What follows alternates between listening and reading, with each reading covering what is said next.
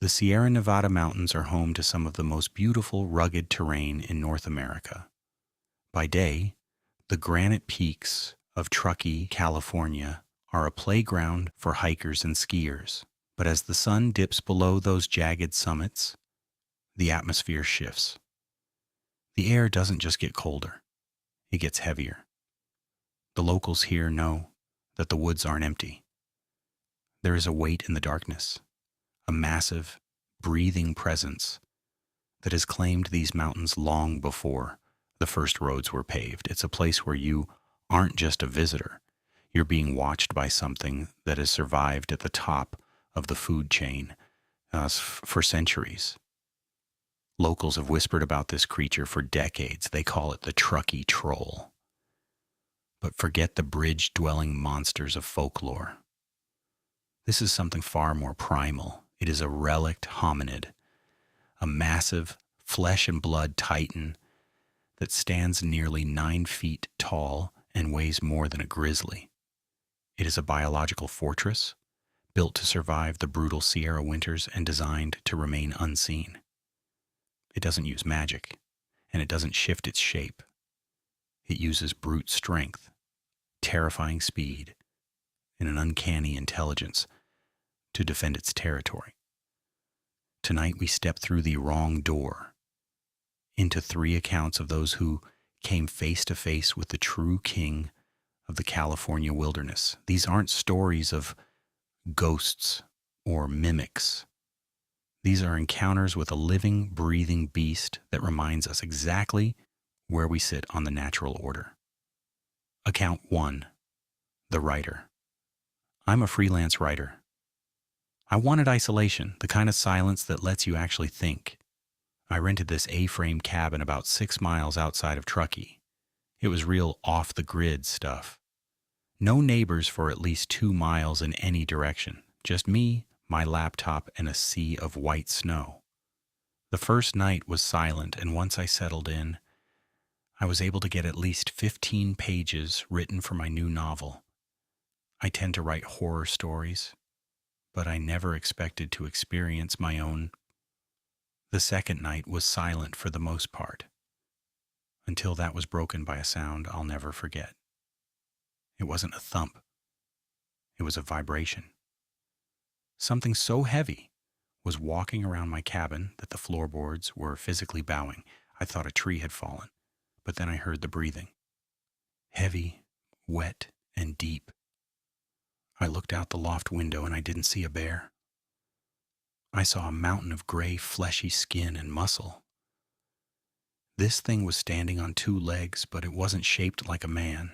Its torso was immense, thick as a tree trunk, and its skin wasn't just hide, it was covered in a thick, matted coat that looked like frozen mud and moss. This wasn't a bear, and it wasn't something mythical like Bigfoot. This thing, it wasn't just standing there, it was interacting with the cabin like a child might toy with a cardboard box. It leaned its shoulder into the corner of the A-frame, and I heard the foundation logs groan. It wasn't hiding. It was standing there, pushing its massive weight against the structure, testing the limits of the wood, its head almost level with the second-story glass. I could see the steam from its nostrils fogging the pane. It had a flattened, wide face with deep-set, intelligent eyes that didn't look animalistic. They looked ancient. Then it reached up. Its hand was the size of a dinner platter, covered in thick, leathery, grayish skin. It didn't scratch. It pressed. I watched in absolute horror as the heavy cedar planking began to groan and then crack under the sheer, concentrated pressure of those fingers. It wasn't looking for a way in. It was letting me know that this house was made of sticks, and it could crush it whenever it wanted. It was a display of absolute dominance. The next morning, the corner of the cabin was physically pushed 2 inches off its foundation. There were no prints. There were craters in the snow. 3 inches deep and nearly 20 inches long. It didn't leave until it had left its mark on the wood. 4 deep, parallel grooves where it had squeezed the corner of the house, stripping the bark and heartwood away like it was nothing more than soft clay. Account number 2. The campers. We grew up in Tahoe. We aren't tourist campers. There were 5 of us near Sagen Creek, a spot so remote you have to hike a bit to reach it. Everything was normal until about 2 a.m. when the woods just died. Every insect, every owl just went silent. Then the tree knocking started. It sounded like a baseball bat hitting a hollow trunk, but the force behind it was incredible. It wasn't just noise. It was communication. It was coming from 3 different directions, echoing through the canyon. It moved through the thick brush with a speed that felt impossible for something that size. We could hear the heavy thud of feet hitting the earth, vibrating through our sleeping bags. Suddenly, a massive rock, something that had to weigh at least 50 pounds, came flying out of the dark and smashed right into our cooking grate, sending white-hot sparks everywhere. Then we saw him. He stepped into the edge of the firelight. He wasn't a troll from a book, and he wasn't a Bigfoot. He was a prehistoric titan. His shoulders were so broad they seemed to block out the forest behind him. His chest and face were bare, revealing scarred slate-gray skin that looked as tough as granite. He stood there, knuckles nearly grazing the dirt, his massive jaw set in a look of pure, territorial aggression. This wasn't a curious animal. This was a landlord evicting trespassers. He didn't growl.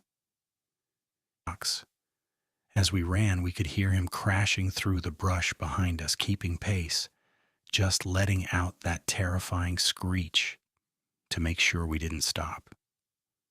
He didn't want to eat us. He wanted us to know that this was his home, and we were lucky to leave with our lives. Account number 3. The truck driver. I've been driving these mountain passes for 40 years. 3 months ago on Highway 89, I saw something. I don't know what I saw. It was 3 a.m. My high beams caught something crossing the road. Most animals bolt when they see lights. This thing didn't bolt. It didn't even speed up. It walked across the asphalt with a heavy, lumbering gait that felt like it carried the weight of the mountain itself.